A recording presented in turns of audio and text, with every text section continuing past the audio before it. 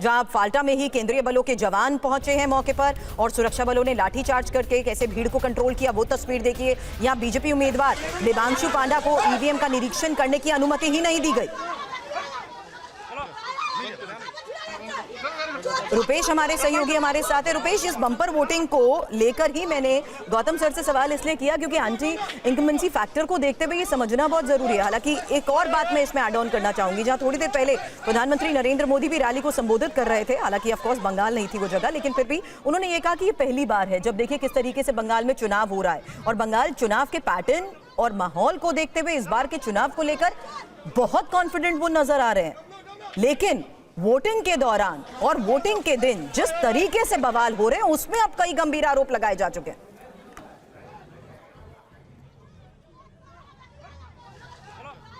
देखिए, पहले चरण का जब मतदान हुआ उसके बाद से उसमें भी बम्पर वोटिंग हुई, लेकिन बहुत आमतौर पर और इतनी तरह की खबरें उस वक्त नहीं आई थी। तब लगा कि बंगाल में पहला चरण के बाद दूसरे होगा, लेकिन दूसरे चरण पर और पहले चरण की समाप्ति के बाद से चुनाव प्रचार के दौरान ही जो चुनाव प्रचार की जो तासीर इतनी गर्म जो दिखी, उसके बाद से ही ये अंदाजा हो गया कि दूसरे चरण पर सबकी निगाहें टिकी हुई हैं, सबकी उम्मीदें भी टिकी हुई हैं। ये गढ़ है टीएमसी का। अब समझिए 142 में जिस तरह से 123 उनके पास है, मात्र 18 सीटों पर बीजेपी, लेकिन बीजेपी को या अगर बंगाल में अगर सरकार बनाना है तो अनिवार्य शर्त ये कि उसके गढ़ में आप डेंट लगाएं। तो गढ़ बचाने की लड़ाई, गढ़ में सिंध लगाने की लड़ाई, और ये लड़ाई चुनाव प्रचार के दौरान ही उसकी तलखी देखने को मिल गई थी। और उसके बाद से आज चुनाव के दिन वो तलखी झड़प में तब्दील होती हुई यहाँ पर दिख रही है। सिर्फ फाल्टा ही नहीं जहाँ पर मैं मौजूद हूँ, बल्कि कई अलग अलग इलाकों में जिस तरह से झड़प की खबरें आ रही हैं और अजीबोगरीब की भी खबरें आ रही हैं।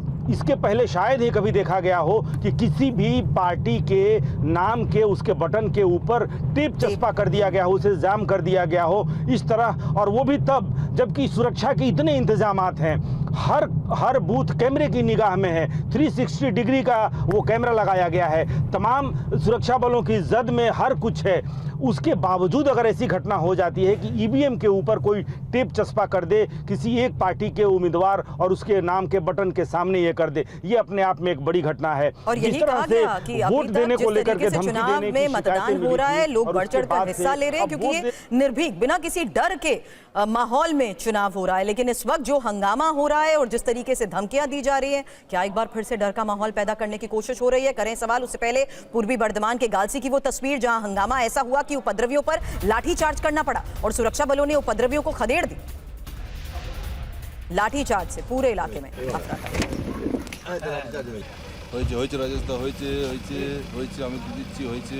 तो सुरक्षा बलों ने उपद्रवियों को कैसे खदेड़ा। एक और ऐसा इलाका जहां देखिए हालात को काबू में करने के लिए हुआ और अलग अलग जगहों पर जो लोग हंगामा कर रहे थे, किस तरीके से हंगामा करते ही सड़क पर हंगामा करके ये अंदर घरों में जाकर छिप जाते थे, इन्हें कैसे यहाँ से हटाया गया, निकाला गया। उपद्रवियों पर लाठीचार्ज हुआ।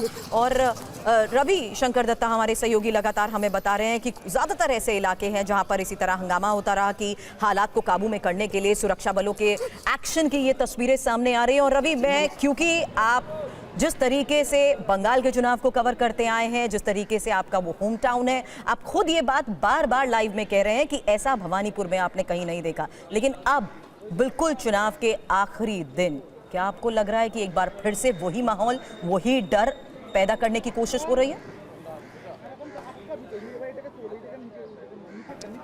देखिए, पश्चिम बंगाल का ये जो हिंसा वाली चरित्र है चुनाव में, ये आज से नहीं, लेफ्ट की ज़माने से चल रहा है।